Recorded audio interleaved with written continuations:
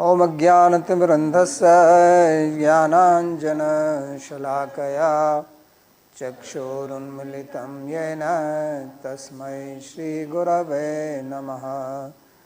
वन्देऽहं श्रीगुरोः श्रीयुतपदकमलं श्रीगुरून् वैष्णवांश्च श्रीरूपं साग्रजातं सहगणरघुनाथान्वितं तं सजीवं साद्वैतं सावधूतं परिजनसहितं श्रीकृष्णचैतन्यदेवं श्रीराधाकृष्णपादान् सहगणललिता श्रीविशाखान्वितांश्च।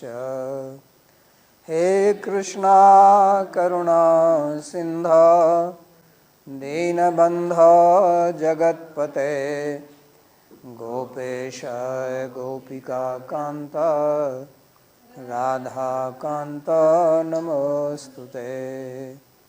तप्त कांचन गौरांगी राधे वृंदावनेश्वरी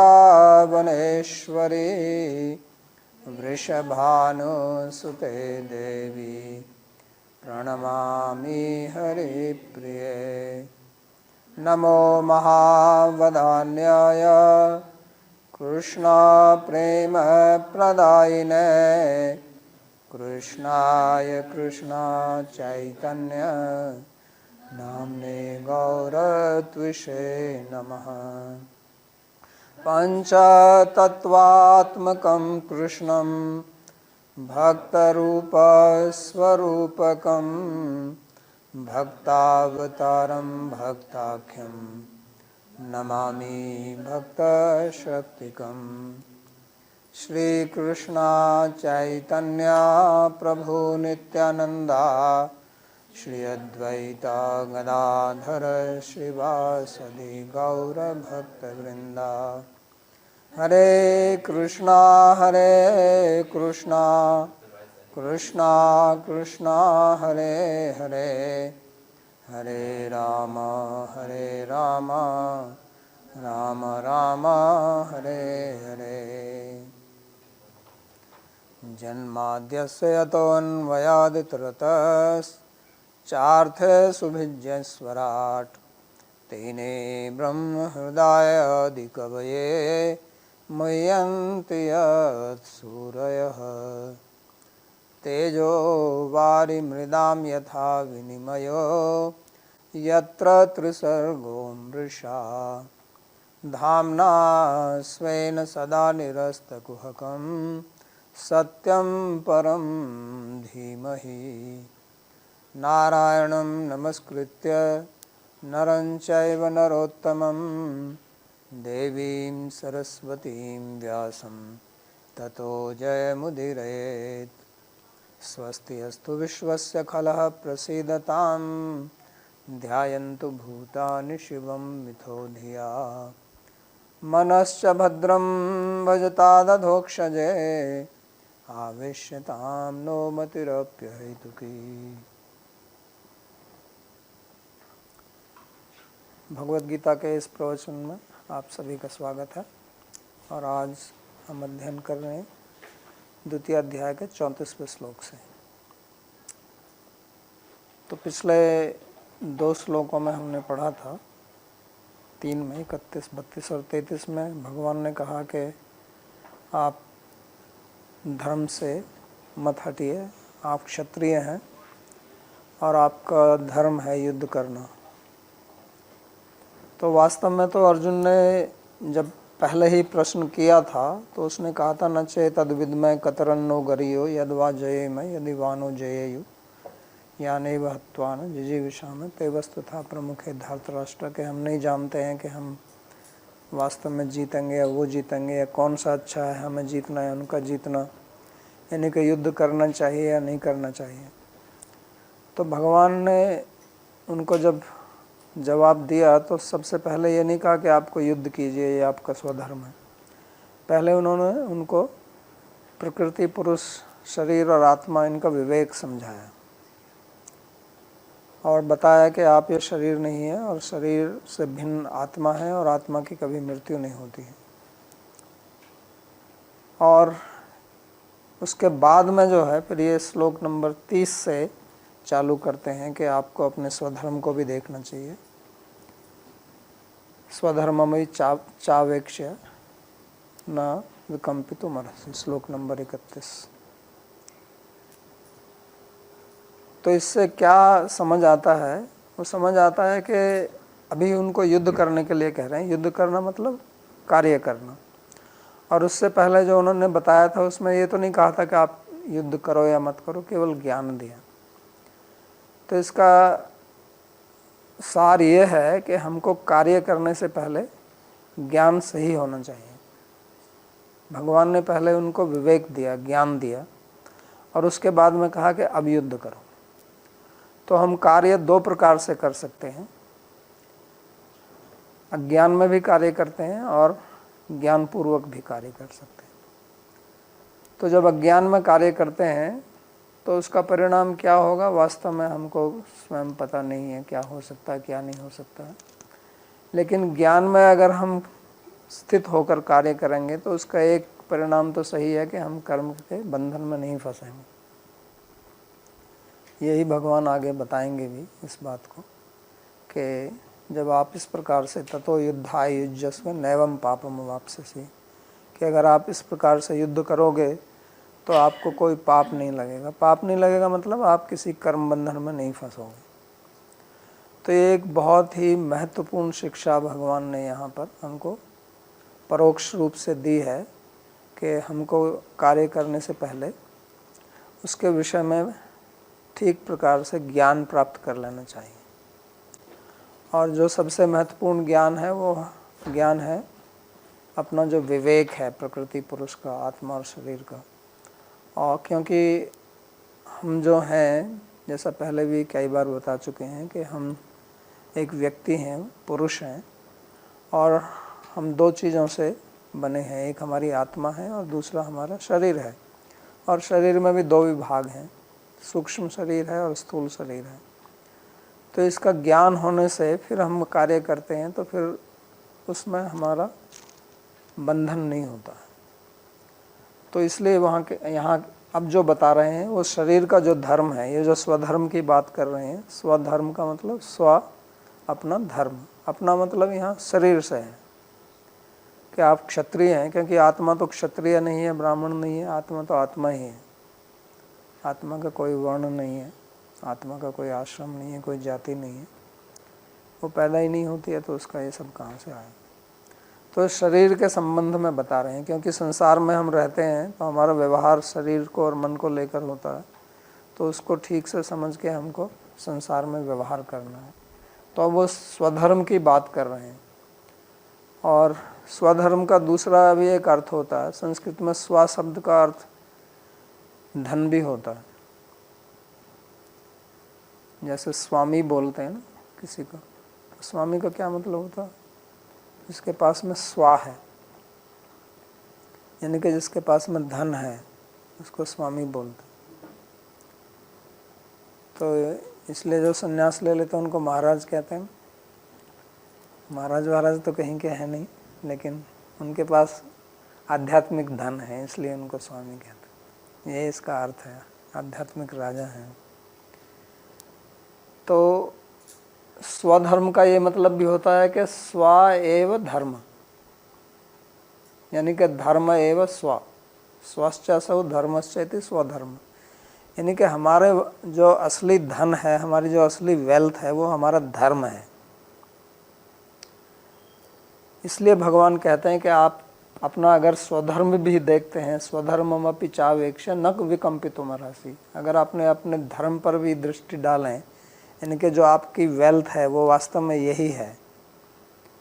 क्योंकि जो बाहर का धन है वो तो आता जाता रहता है। आज आप धनी हैं, कल निर्धन भी हो सकते हैं। लेकिन जो आपका अंदर का धन है वो आपके साथ ही रहेगा। मरने के बाद में भी आपके साथ में ये धन जाता है। तो इसलिए ये वास्तव में धन है। जो बाहरी धन है वो इस जीवन में भी हमारा साथ देगा नहीं देगा इसके बारे में कुछ नहीं कह सकते, क्योंकि प्राय करके तो आपका धन बैंक में रहता है और बैंक कब जो है कहे कि नहीं अब 1000 का नोट बंद या आपका बैंक अकाउंट सीज कर दिया, नहीं कर देते हैं ना ऐसे, या कोविड आ गया आप घर से बाहर ही नहीं निकल सकते, तो आप धन का भी क्या करेंगे? आपके पास में अगर घर में खाद्य सामग्री नहीं है और पैसा है तो आप खा लेंगे क्या उसको? तो ये धन, ये तो बाहरी धन है, और अंदर वाला धन जो है वो हमारा अपना स्वधर्म है। तो इसलिए मनुष्य को दोनों धर्मों को कमाना चाहिए, केवल बाहरी धन ही नहीं कमाना चाहिए, जो आंतरिक धर्म है उसका भी अर्जन करना चाहिए। तो उसी के लिए भगवान कहते हैं कि स्वधर्ममपि चावेक्ष न विकम्पितुम अर्हसि, कि अपना धर्म ही देख लो कम, तो आप डरिए मत। और धर्म का प्राय फल होता है सुख, अधर्म का फल होता है दुख। जैसे धन जो है वो अपने आप में प्रयोजनीय नहीं है। धन का उपयोग तो तभी होता है जब उससे आप कुछ खरीदते हैं, लेते हैं, विनिमय करते हैं उससे कुछ, तभी उसका प्रयोग होता है। ऐसे धर्म जो है, हालांकि जो धार्मिक लोग हैं उनको धर्म पालन करने में भी आनंद आता है, जैसे जो व्यक्ति जिनकी आसक्ति धर्म में है, धन में है, और धन कमाकर भी उनको आनंद मिलता है, चाहे उसका उपयोग करें ना करें। लेकिन धर्म का वास्तविक फल जो है वो बाद में मिलता है, और वो होता है सुख।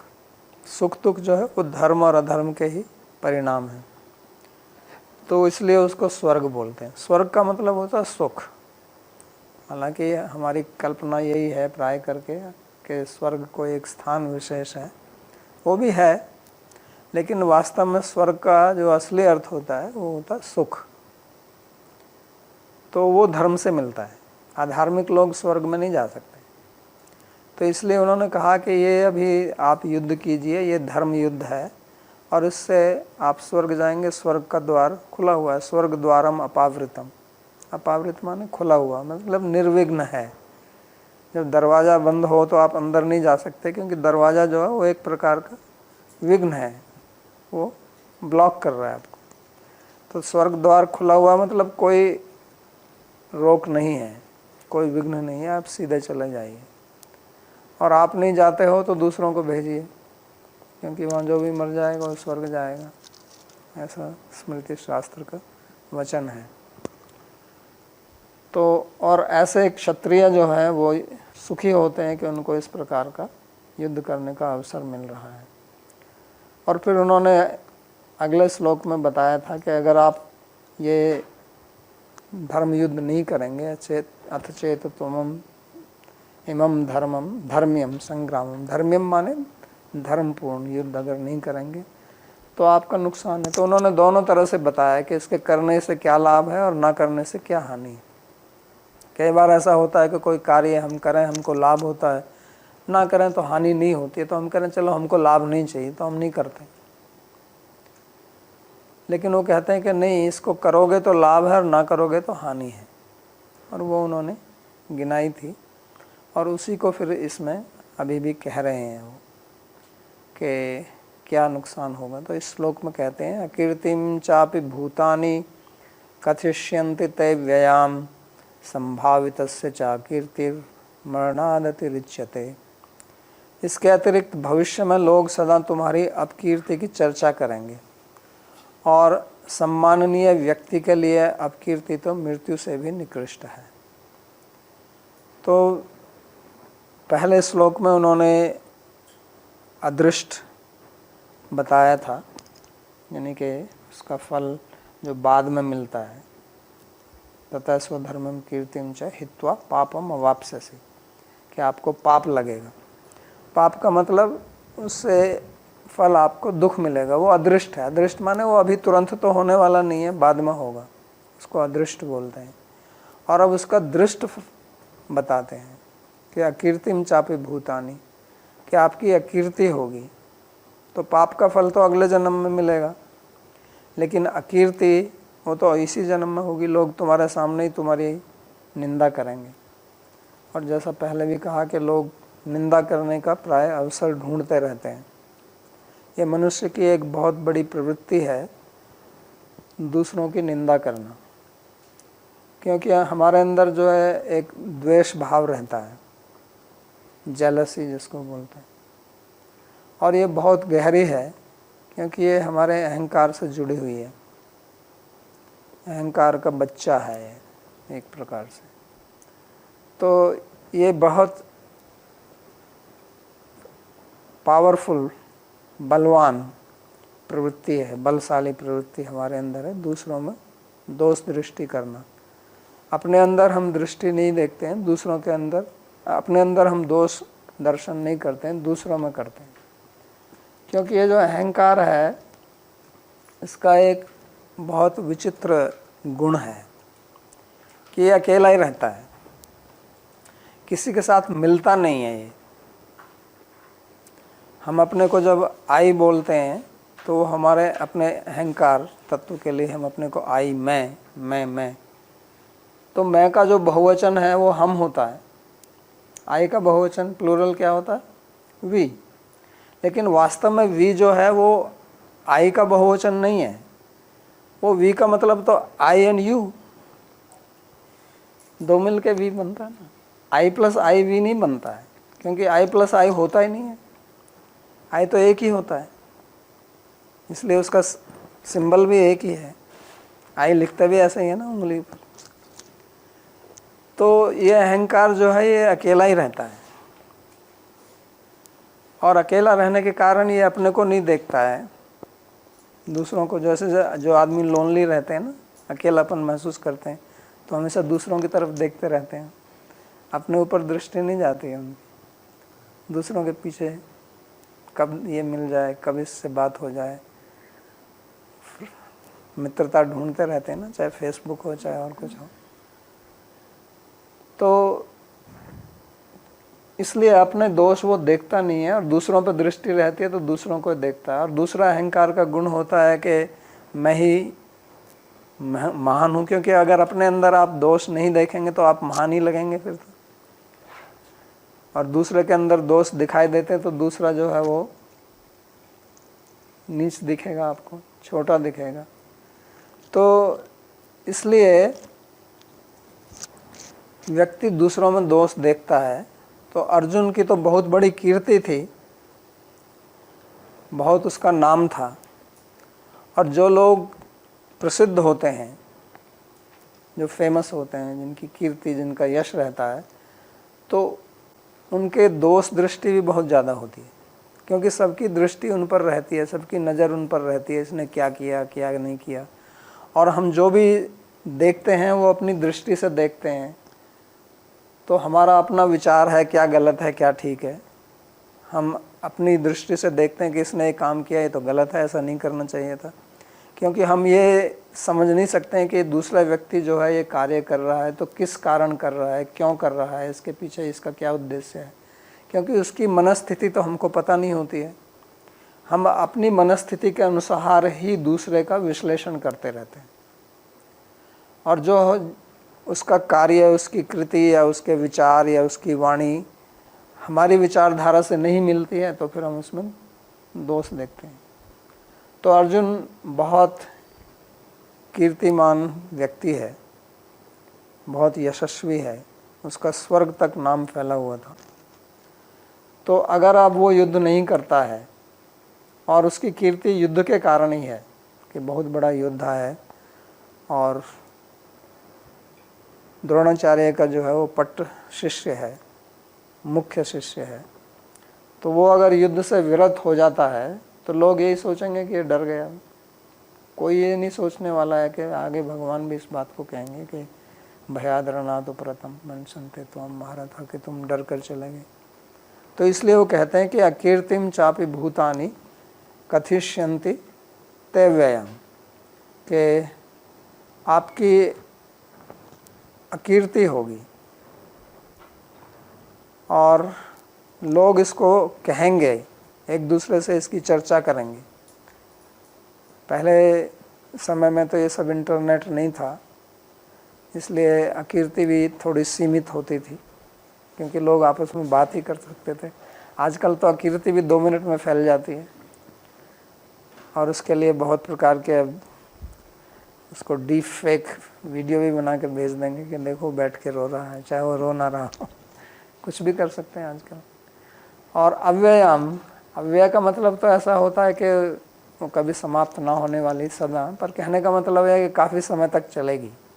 अकीर्ति तो अव्यय नहीं हो सकती है, कोई भी भौतिक चीज़ अव्यय नहीं होती, पर कहने का मतलब है कि काफ़ी समय तक आपकी अकीर्ति चलती रहेगी। और भूतानि कथिष्यन्ति, कौन कहेगा इसको?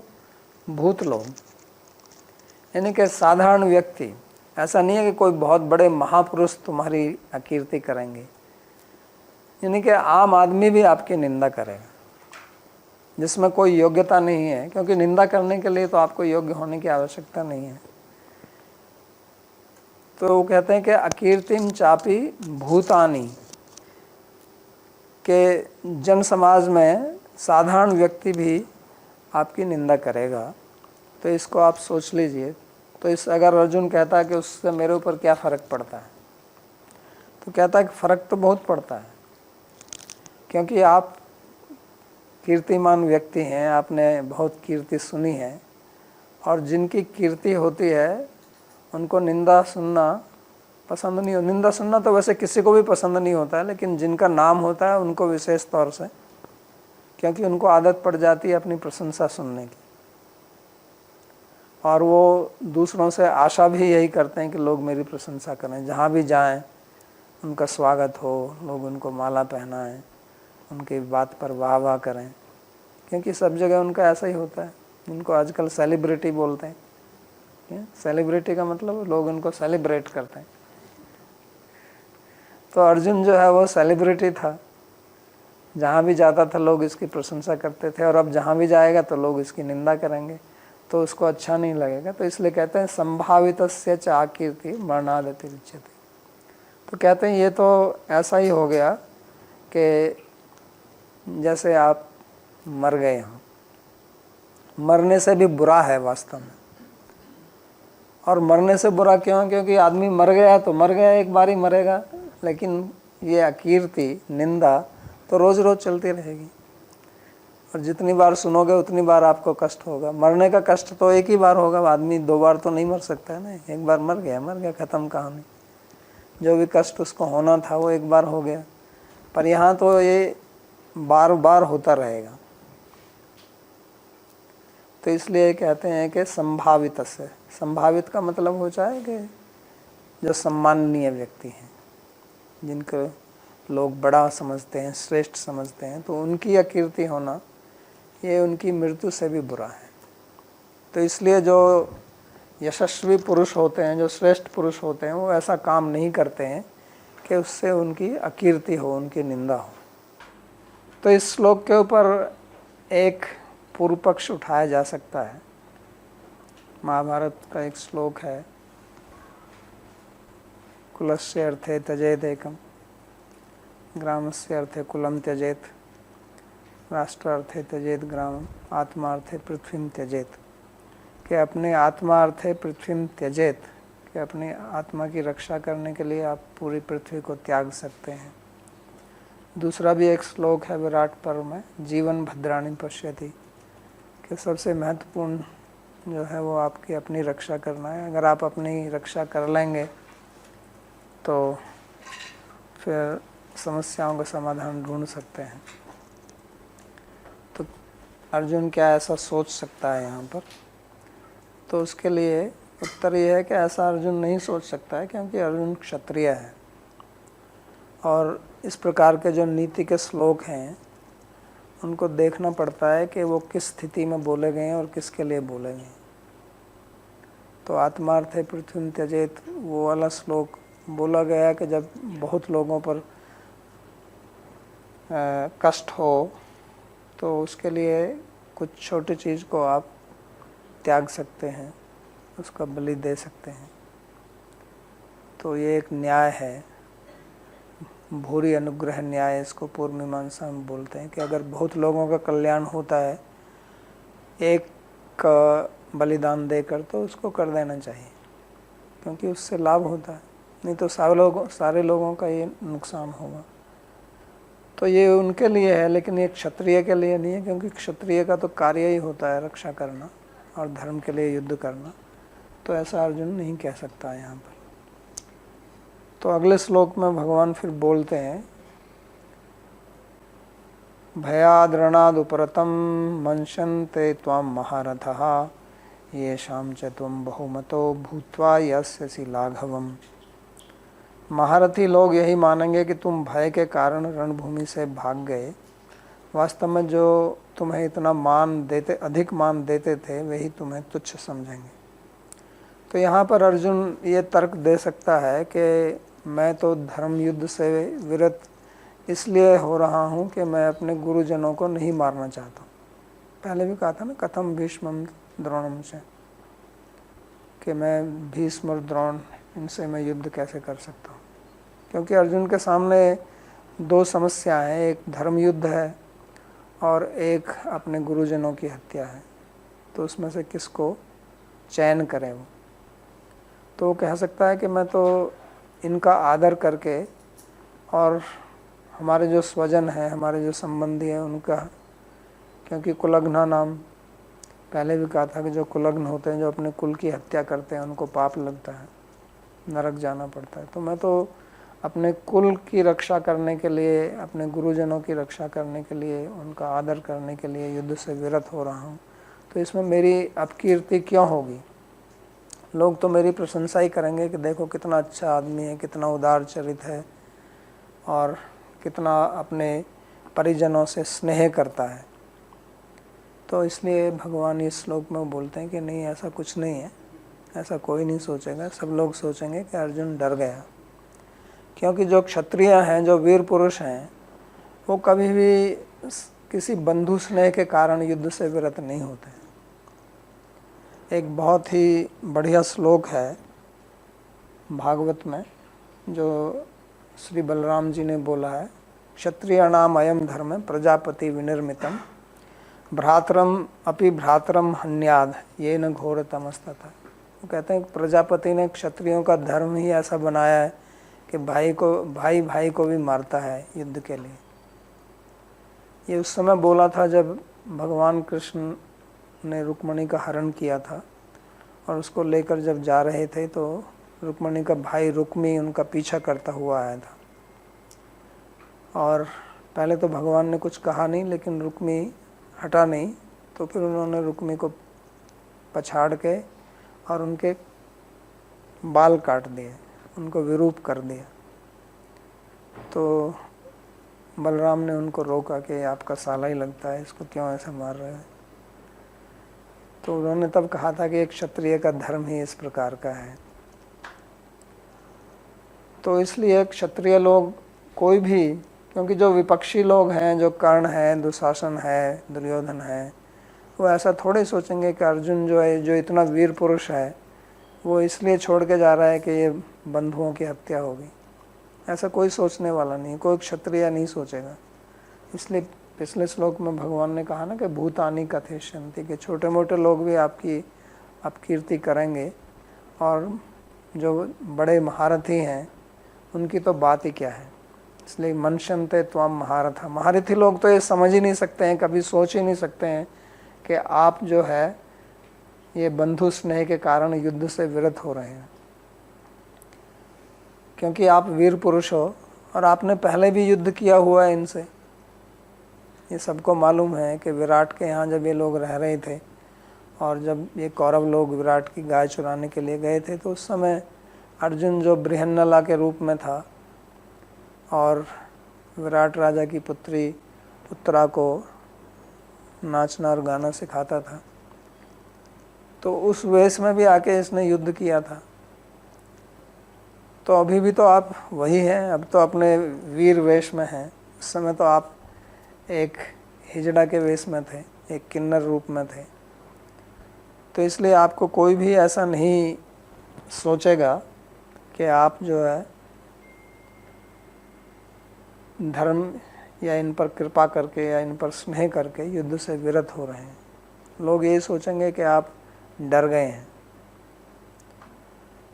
तो डरना भी एक कभी कभी काम देता है कि व्यक्ति अगर अपनी अपकीर्ति से डर करता है कि मेरी अपकीर्ति ना हो और फिर वो गलत काम नहीं करता है, तो ये अच्छा भय है। इस प्रकार का भय करना कि लोग मेरी निंदा करेंगे अगर मैं इस प्रकार का कार्य करता हूँ, तो अच्छा है वो इस तरह से। लेकिन अर्जुन तो उल्टा ही कर रहा है उससे, उसको तो इसका भय नहीं है कि मेरी अपकीर्ति होगी। तो उसी को भगवान समझा रहे हैं कि लोग तो आपको यही कहेंगे कि डर कर भाग गया है। और क्योंकि हम सामाजिक प्राणी हैं तो हम बहुत कार्य इसलिए करते हैं कि दूसरे क्या कहेंगे। ये हमारी एक मानसिकता है, साइकोलॉजी है समाज में, कि बहुत चीज़ें हम इसलिए करते हैं कि दूसरा कर रहा है। दूसरे लोग परिक्रमा कर रहे हैं तो हम भी परिक्रमा करें। और पूछते भी हैं लोग दूसरे लोगों से कि आप परिक्रमा करने नहीं गए, कहते हैं ना ऐसे। तो दूसरे लोग टट्टू बनवा रहे हैं अपने शरीर पर तो हम भी बनवाएं। तो वो सोचते नहीं कि मैं क्यों बनवाऊं, दूसरे लोगों का हेयर स्टाइल ऐसा है तो मैं भी ऐसा हेयर स्टाइल बनाऊं। तो बहुत कार्य हम इसलिए करते हैं कि समाज वाले ऐसा कर रहे हैं। और उसी प्रकार से हम बहुत कार्य वो नहीं करते हैं जो समाज नहीं करता है या जिसमें समाज की निंदा होगी। क्योंकि हम समाज में जो है वो कुछ विचित्र नहीं लगना चाहते हैं कि लोग हमको कहें कि एक ऐसा आदमी इस तरह का बर्ताव कर रहा है। एक जिसको समाज का दबाव, सोशल प्रेशर जिसको बोलते हैं, तो उसके कारण भी हम बहुत कुछ कार्य करते हैं। तो भगवान उसी सोशल प्रेशर की बात यहाँ पर कर रहे हैं कि लोग आपको, और विशेष तौर से आम आदमी की इतनी बात नहीं है। आम आदमी तो बोलते ही रहते हैं, उनका जो कहना है, उनका जो ओपिनियन है, उनका जो मत है, उसका कोई ज़्यादा फ़र्क नहीं पड़ता, उस पर हमें ज़्यादा ध्यान भी नहीं देना चाहिए।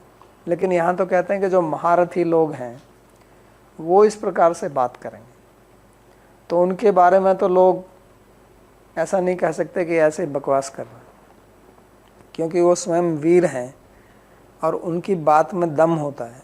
जो श्रेष्ठ पुरुष होते हैं, अगर भीष्म अर्जुन की निंदा करेगा तो ये थोड़ी कह सकते हैं अरे भीष्म तो ऐसे ही इससे ईर्ष्या करता है इसलिए ऐसा कह रहा है। नहीं, वो एक योग्य पुरुष है, स्वयं वीर पुरुष है और धर्म का ज्ञाता है। तो वो अगर कहेगा कि अर्जुन डर के मारे भाग गया है, तो उसमें फिर आप गलती नहीं ढूंढ सकते। तो इसलिए कहते हैं कि ये शाम च त्वं बहुमतो भूत्वा यास्यसि लाघवम्, कि जो आपका बहुमत है, यानी कि जो लोग आपका बहुत सम्मान करते हैं, जो आपको मान देते हैं, जो आपको मानते हैं, तो वही लोग आपको फिर तुच्छ समझने लगेंगे कि ऐसा तो हमने कभी सोचा नहीं था कि अर्जुन ऐसा करेगा। आपके मुंह पर थूकेंगे, आपके सामने ही निंदा करेंगे। तो इसलिए आपको युद्ध से विरत नहीं होना चाहिए। तो भगवान अनेक प्रकार से उसको समझा रहे हैं, क्योंकि जब आदमी किसी कार्य से विरत हो जाता है, उसके मन में विषाद होता है, तो उसको उत्साहित करने के लिए अनेक प्रकार की तकनीक या लॉजिक देनी पड़ती है। तो पहले उनको ज्ञान से समझाया, फिर धर्म से समझाया, अब केवल सामाजिक दृष्टि से समझा रहे हैं। इसमें धर्म की या तत्व वस्तु की कोई बात नहीं है, क्योंकि हम सब सामाजिक प्राणी हैं और समाज में रहते हैं। तो हमको ऐसा कार्य नहीं करना चाहिए कि लोग हमसे समाज से बहिष्कृत कर दें। विशेष तौर से पहले बहुत होता था ऐसे। आजकल लोग सब अलग अलग रहने लगे हैं और समाज में एक दूसरे से ज़्यादा संपर्क साक्षात नहीं है। जो भी संपर्क है वो प्राय इंटरनेट के माध्यम से। लोग तो ऑफिस भी नहीं जाते हैं, घर से बैठ के काम करते हैं। लेकिन पहले समाज में ही लोगों को रहना पड़ता था और इसलिए समाज का सपोर्ट बहुत आवश्यक होता था। उसके बगैर आपका जीना जो है वो दुष्कर हो जाता था। तो समाज अगर कुछ कहता था तो वो फिर आपको मानना पड़ता था। तो भारत के गाँव में अभी भी ऐसा होता है जिसको कि शहर के लोग समझते नहीं हैं। वो कहते हैं कि नहीं ऐसा क्यों कर दिया, ये तो नहीं करना चाहिए था।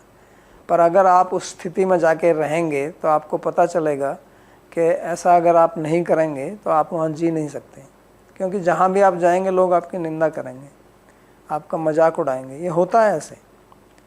तो इसलिए समाज से बहिष्कृत होना पहले सबसे बड़ा दंड होता था। गांव में ऐसा ही होता था पहले। अगर कोई गलत काम करता था तो गांव की पंचायत होती थी और पंचायत कहते थे कि इसको समाज से निकाल दो। समाज से निकालने का मतलब है कि अब इससे कोई बात नहीं करेगा, इसके साथ में कोई संबंध नहीं होगा, कोई इसके साथ में बैठ के खाना नहीं खाएगा, इसको बुलाएगा नहीं। ये हमारे यहाँ वृंदावन में भी होता है ऐसे। वृंदावन के जो साधु समाज है उसमें भी ऐसा होता है। कोई अगर साधु गलत काम करता है तो उसको समाज से बहिष्कृत करते हैं, फिर उसको कहीं निमंत्रण नहीं आता है, ना उसके यहाँ कोई जाएगा। तो फिर समाज में उसकी कोई मान्यता नहीं रहती है। उसको छेकना बोलते हैं कि इसको, इस साधु को छेक दिया। छेक दिया मतलब बहिष्कृत कर दिया। तो पहले इसकी बहुत मान्यता थी समाज की, और समाज से बहिष्कृत करने की बहुत बड़ा दंड इसको मानते थे। तो इसलिए वो कहते हैं कि आप इस प्रकार का कार्य मत कीजिए। और जो आपके विरोधी हैं, जैसे कर्ण है, तो कर्ण तो अर्जुन से बहुत बड़ी प्रतिस्पर्धा रखता था। कर्ण का तो पूरा जीवन ही इस पर घूमता था कि मैं अर्जुन को कैसे नीचा दिखाऊं, कब उसको मैं हरा सकूं, क्योंकि अर्जुन की इतनी ख्याति थी और कर्ण स्वयं बहुत शूरवीर था। तो वो भी उतनी प्रशंसा अपनी सुनना चाहता था और वो दिखाना चाहता था कि मैं अर्जुन से भी बड़ा योद्धा हूँ।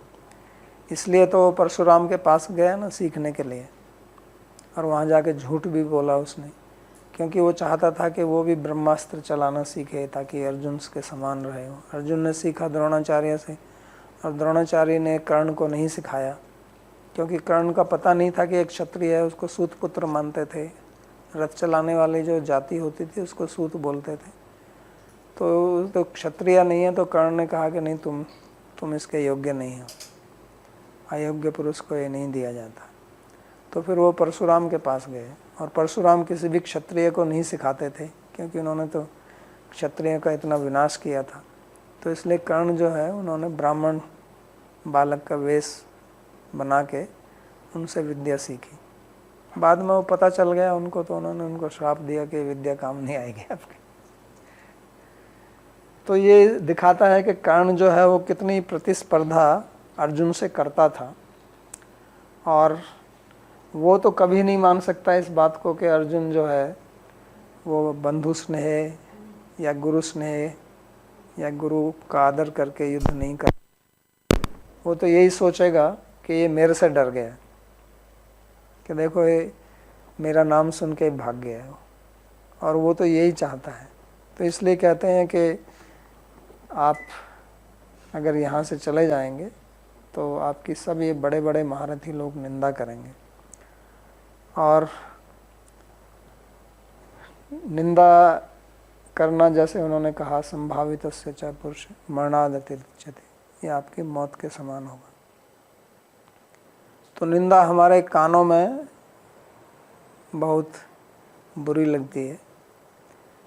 जड़ भरत, जिसको समाज से कुछ लेना देना नहीं था, भागवत में जो कथा आती है जड़ भरत की, कि बचपन से ही, क्योंकि वो पूर्व जन्म में भरत नाम का राजा था, फिर अपनी गलती के कारण वो एक हिरण बन गया, लेकिन उस समय भी उसको अपने पूर्व जन्म की स्मृति बनी रही।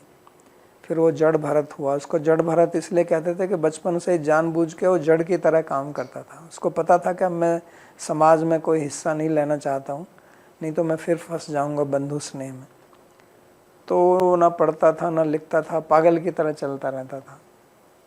तो उसको राजा रघुगण ने अपनी पालकी में लगा लिया था, और वहाँ वो पालकी जब उसकी ढो रहा था तो ठीक से नहीं चल रहा था, क्योंकि बीच में जहाँ कहीं भी कोई चींटी आती, कोई और जीव जंतु आता तो उस पर छलांग लगाता था, और ना ही पालकी ढोने की उसको आदत थी। तो रघुगण को बार बार पालकी में बैठे हुए झटके लगे, तो उसने पहले उसको थोड़ा व्यंग्य करके बोला कि इतना लगता है बहुत तुम थके हुए हो, क्योंकि वो जड़ भरत हृष्ट पुष्ट था। तो फिर कहने लगा, लगता है आपके ऊपर बड़ा भार है इसका। तो जड़ भरत, जिसको अपने मान सम्मान का कुछ भी फर्क नहीं पड़ता था, चिंता नहीं पड़ती थी, उसको भी सहन नहीं हुआ। कुछ समय बाद वो भी बोलने लगा और उसने कहा कि तुम क्या अपने को राजा समझते हो? कहता तुम एक छोटे से सिंधु देश के राजा हो, मैं पूरे भारतवर्ष का राजा था। बोले भारत नाम मेरे नाम से ही है। तो कहने का मतलब ये है कि निंदा जो है उसको सहन करना आसान काम नहीं है। कि जड़ भरत जैसा भी आदमी, जिसको बिल्कुल ही चिंता नहीं थी किसी बात की, उसको भी थोड़ा लगा कि ये क्या छोटा सा राजा, मैं इसकी पालकी ढो रहा हूँ और ऊपर से मेरे ऊपर ये बकवास करे जा रहा है। ये समझता नहीं है कि मैं कौन हूँ। और फिर भागवत में दूसरी कथा भगवान कृष्ण के बारे में आती है, स्यमंतक मणि को लेके। तो हम जानते हैं कि स्यमंतक मणि की एक बहुत बड़ी कहानी है और बहुत ही मज़ेदार रोचक कथा है ये भागवत में, पेचीदा भी है। तो स्यमंतक मणि सत्रजीत के पास थी, जो सूर्य का पुजारी था, और सूर्य ने उसको दी थी। सत्यभामा के पिताजी थे वो। तो पहले एक बार उसको सभा में दिखाने के लिए लाए थे, तो उस समय भगवान ने कहा था कि ये मणि उग्रसेन को दे दे, तुम वो राजा है, तुम क्या रखते हो। तो उसने मना कर दिया।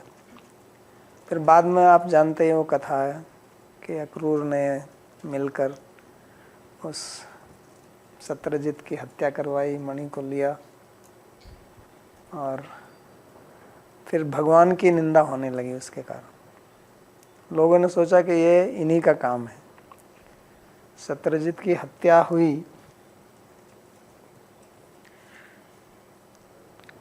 तो उसमें तो भगवान का कोई हाथ नहीं था, लेकिन लोगों ने कहा कि मणि जो है इन्हीं ने ली है। तो उनको भी मेहनत करनी पड़ी। वास्तव में हत्या तो बाद में हुई थी, पर उनका जो भाई था वो प्रसेनजीत, सत्यजीत का, वो मणि को लेके जंगल में गया था।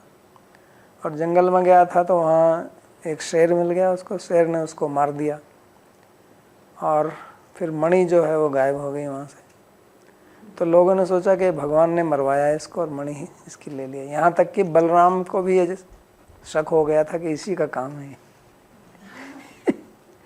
यानी कि बलराम जो उनका बड़ा भाई है और जन्म से उनके साथ रहा है, उनको भी शंका हो गई। तो वहाँ द्वारका के लोग जो हैं वो चिंता करने लगे कि अपने बच्चों को के बाहर मत निकलना, ये कृष्ण तुम्हारे सब कुछ छीन लेगा। तो जब उनकी इतनी निंदा हुई तो उन्होंने कहा है अब तो कुछ करना ही पड़ेगा। तो तब वो ढूंढने निकले और उनको पता लगा कि वो प्रसेनजीत की हत्या किसी शेर ने की है। फिर उसके पैर देखे, फिर वो गए वहाँ पर जाम्बवान और जाम्बवान से युद्ध किया, वहाँ से मणि लाए और लाके उन्होंने वापस सत्यजीत को दी। तो कहने का मतलब यह है कि उनकी भी निंदा हुई। और भगवान राम की तो आप जानते ही हैं, उनको अपनी पत्नी छोड़नी पड़ी, इतनी निंदा उनकी हुई। हालांकि हम लोग तो ये सोचते हैं कि केवल एक धोबी ने निंदा की थी, लेकिन इससे आप थोड़ा अनुमान लगा सकते हैं कि अगर धोबी निंदा कर रहा है तो इसका मतलब दूसरे कुछ और भी लोग बात कर रहे होंगे। ऐसा नहीं है कि केवल धोबी की बात सुन के ही भगवान ने सीता का त्याग दिया था, पर उन्होंने ये निंदा और भी सुनी होगी। तो जो कीर्तिमान व्यक्ति, यशस्वी लोग होते हैं, वो ऐसा काम नहीं करते हैं कि उनकी निंदा हो। और अगर कुछ गलत कारण से निंदा होती है तो उसको भी वो चाहते हैं कि उस निंदा का मार्जन किया जाए, जैसा भगवान कृष्ण ने किया, भगवान राम ने किया।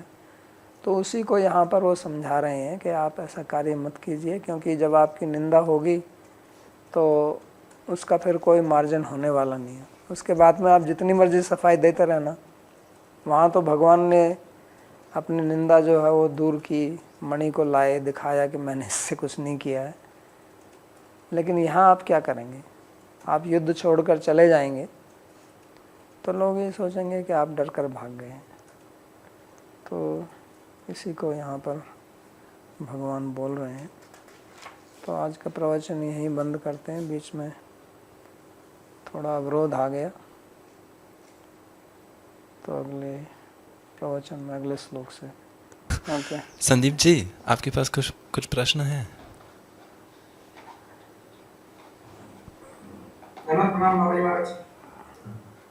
बोलिए।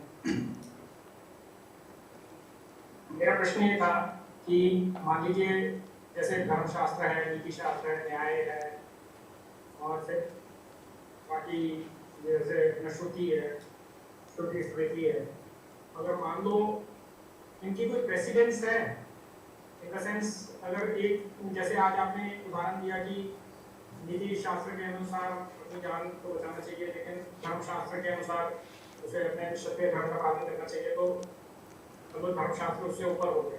तो इस तरह से प्रेसिडेंस है कुछ शास्त्रों के ये जो अलग हैं। हाँ, तो प्रेसिडेंस ये है कि पहले नीति शास्त्र है, उसको नीति शास्त्र वास्तव में अर्थशास्त्र का अंग है, और उसके ऊपर फिर धर्मशास्त्र है, और धर्मशास्त्र के ऊपर मोक्ष शास्त्र है। तो ये प्रेसिडेंस है। और स्मृति और श्रुति में भी श्रुति स्मृति विरोध है, तो श्रुति रेव बलीयसी। अगर श्रुति और स्मृति में विरोध है तो उसके लिए फिर श्रुति को बलवान माना जाता है। श्रुति माने वेद, स्मृति माने पुराण इतिहास आदि या धर्मशास्त्र को भी स्मृति बोलते हैं।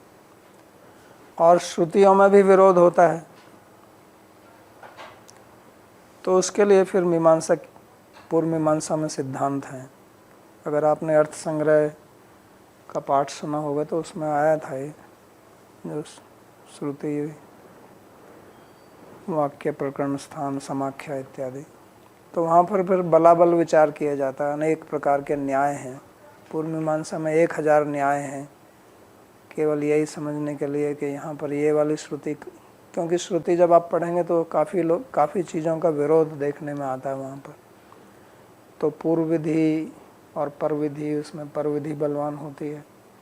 उपक्रम उपसंहार न्याय है, उपक्रम न्याय। तो ऐसा नहीं है हमेशा के पर विधि बलवान होती है, कभी कभी पूर्व विधि भी बलवान होती है। तो उसकी बहुत मीमांसा है, तो वहाँ का विचार उसको समझना पड़ता।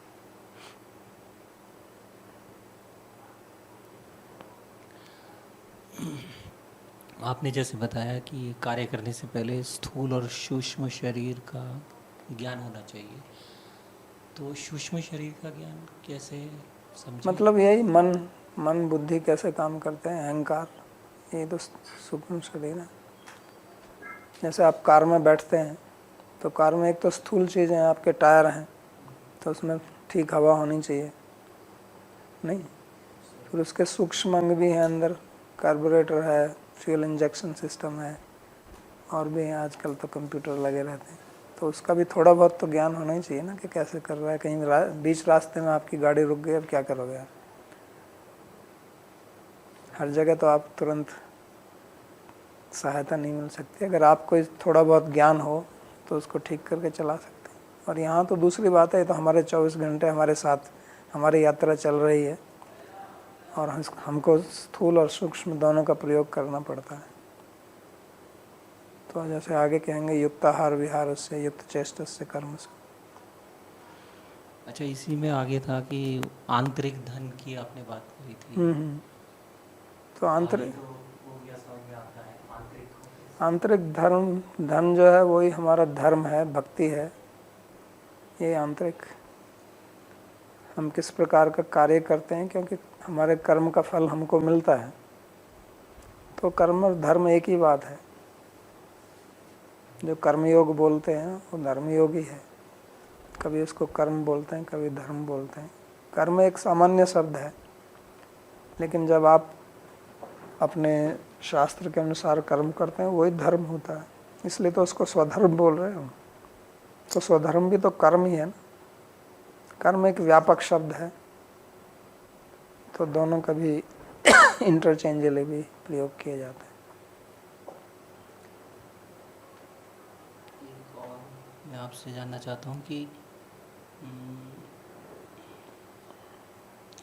जैसे कीर्ति की बात चल रही थी, तो साधारण भक्तों को तो कीर्ति से कोई ऐसा वो हाँ, कीर्ति के लिए हम काम नहीं करते हैं, लेकिन अपकीर्ति के लिए भी तो नहीं करना चाहिए ना। तो संस्कृत में कहावत है, कीर्ति यस्य स जीवति, कि जिसकी कीर्ति है वो जीवित रहता है मरने के बाद भी। तो हम तो कीर्ति के लिए काम नहीं करते हैं, न धनम न जन्म न सुंदरीम कविताम व। तो जन्म का मतलब कीर्ति ही है, जन्म का मतलब अनुयायी, उसका मतलब कीर्ति। आपके अनुयायी तो तभी बढ़ेंगे जब आपकी कीर्ति होगी, नहीं तो कौन आपका अनुयायी बनेगा। तो कहते हैं न धनम न जन्म न सुंदरीम कविताम व जगदीश काम है। तो भक्ति चाहिए हमें, तो भक्ति हमारा उद्देश्य है। लेकिन इसका अर्थ यह नहीं है कि हम ऐसे काम करें जिससे हमारी अपकीर्ति हो, लोग निंदा करें, क्योंकि उससे फिर भगवान की भी निंदा होती है। लोग सोचते हैं कि भक्त है, कैसा कार्य कर रहा है। तो पहले ऐसे कहते थे कि देखो कंठी माला पहने हुए है और झूठ बोलता है। गांव में तो पहले बहुत बोलते थे कि कंठी माला पहने और झूठ बोलता है। तो उससे फिर हमारे वैष्णव धर्म की निंदा होती है। तो ऐसा कार्य नहीं करना चाहिए। तो वो हमारा उद्देश्य नहीं है कीर्ति प्राप्त करना, लेकिन अपकीर्ति प्राप्त करना भी हमारा उद्देश्य नहीं। तो इसलिए भगवान उसके लिए बोल रहे हैं। अच्छा, इसी से संबंधित एक हो जाता है कि वैष्णव क्रिया मुद्रा बिके न बिगाए। तो साधारण तो लोग समझ नहीं पाते, तो निंदा हो जाती है। तो निंदा, तो उसमें तो अपराध ही जाएगा उनको। हाँ, अगर आप वैष्णव की निंदा करोगे और कोई उच्च कोटि का वैष्णव है तो अपराध तो होगा ही। इसलिए जहाँ तक संभव हो किसी की निंदा मत कीजिए, निंदा से बचिए, क्योंकि इससे कोई प्रयोजन तो सिद्ध नहीं होता है। अगर मानो कोई वैष्णव है और वो गलत कार्य भी कर रहा है, तो उसकी निंदा करके मेरे को क्या लाभ मिलेगा। अगर वो गलत कार्य कर रहा है तो हमको दिखता है, तो ये तो हमें पता चलेगा कि गलत है, तो वो अपने करता है। और अगर हमारा कोई उत्तरदायित्व नहीं है उसको समझाने का, ठीक करने का, तो हम उसमें कुछ भी नहीं कर सकते। अगर हमारा उत्तरदायित्व है, उससे कुछ संबंध है, तो हम कुछ सलाह दे सकते हैं उसको। लेकिन निंदा करने से तो कुछ प्रयोजन सिद्ध नहीं होता।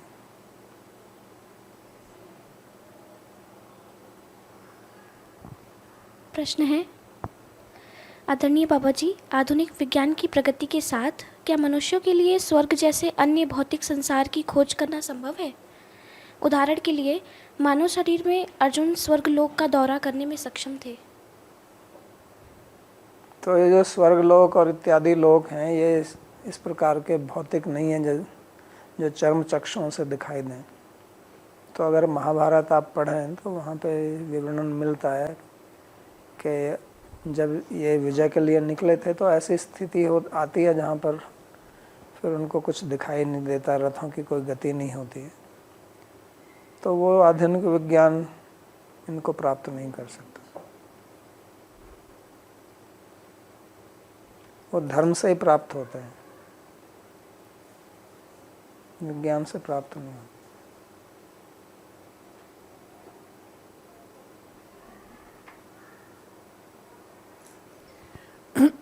You spoke that the tendency of criticize others is very deep-rooted, and so the question is how to uproot this tendency, and if this tendency is related also to insecurity or to be like kind of not settled.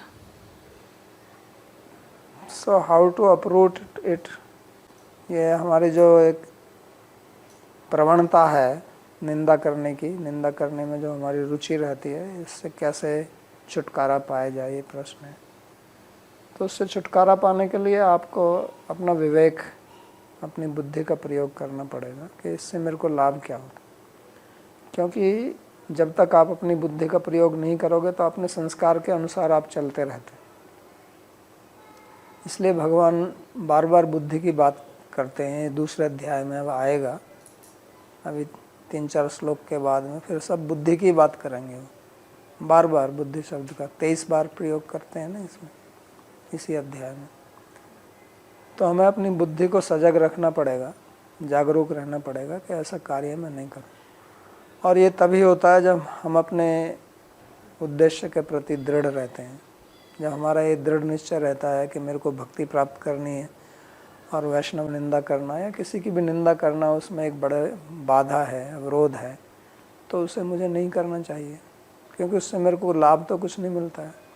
थोड़ी देर के लिए मन में थोड़ी एक प्रसन्नता होती है अहंकार के कारण, लेकिन उसका कोई लाभ नहीं है। वो तो ऐसे ही जैसे भगवान कहते हैं कि विषय भोग जो है दुख का कारण बढ़ते हैं, यही संस्पर्श जा भोगा दुख योनि एवते। तो ये निंदा करना भी एक प्रकार से उसी प्रकार है। थोड़ी देर के लिए आप अपनी जिह्वा का प्रयोग करते हैं या किसी के दूसरे से अपने कान में किसी की निंदा सुनते हैं तो उसको थोड़ा आपको सुख प्राप्त होता है, लेकिन उसका फल जो है वो तो दुख योनि एवते, वो दुख का ही कारण बनता है और भयंकर दुख का कारण बनता है। सबसे बड़ा अवरोध भक्ति मार्ग में ये अपराध है, और अपराध में मुख्य अपराध वैष्णव निंदा।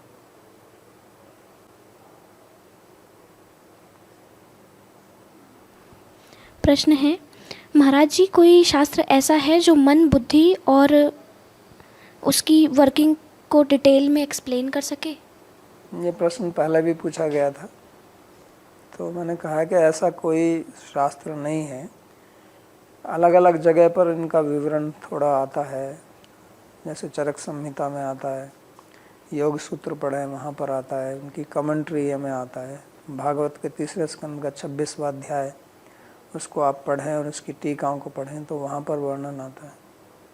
लेकिन इस प्रकार का अलग से कोई ग्रंथ नहीं है। गीता में भी आता है, भगवान बताएंगे आगे, जैसे वो कहते हैं कि इंद्रियाणी पराण्याहु इंद्रियेभ्यो। तो इस प्रकार के जो श्लोक हैं और उनकी जो टीकाएं हैं संस्कृत की, उनको पढ़ने से इस विषय का ज्ञान मिलता है। सांख्य पढ़िए आप, सांख्य कारिका है, सांख्य सूत्र हैं, तो उनमें इनका वर्णन है। और कुछ? ठीक है, प्रार्थना श्लोक। सर्वोपनिषदो गावो दोग्धा गोपाल नंदनः पार्थो वत्सः सुधीर्भोक्ता दुग्धं गीतामृतं महत्। एकं शास्त्रं देवकी पुत्र गीतम् एको देवो देवकी पुत्र एव। एको मंत्रस्तस्य नामानि यानि कर्माप्येकं तस्य देवस्य सेवा। कार्पण्यदोषोपहतः स्वभावः पृच्छामि त्वां धर्मसम्मूढचेताः। यच्छ्रेयः स्यात् निश्चितं ब्रूहि तन्मे शिष्यस्तेऽहं शाधि मां त्वां प्रपन्नम्। यत्र योगेश्वरः कृष्णो यत्र पार्थो धनुर्धरः तत्र श्रीर्विजयोर्भूतिर् ध्रुवा नीतिर्मतिर्मम। कृष्णाय वासुदेवाय देवकी नंदनाय च नंदगोपकुमाराय गोविंदाय नमो नमः। नमः पंकजनाभाय नमः पंकजमालिने नमः पंकजनेत्राय नमस्ते पंकजंघ्रये। भवे भवे यथा भक्ति पादयोस्तव जायते तथा कुरुष्व देवेश नाथस्त्वं नो यतः प्रभो। नाम संकीर्तनं यस्य सर्वपाप प्रणाशनम प्रणामो दुःखशमनस्तं नमामि हरिं परम। हरि ओम तत्सत्।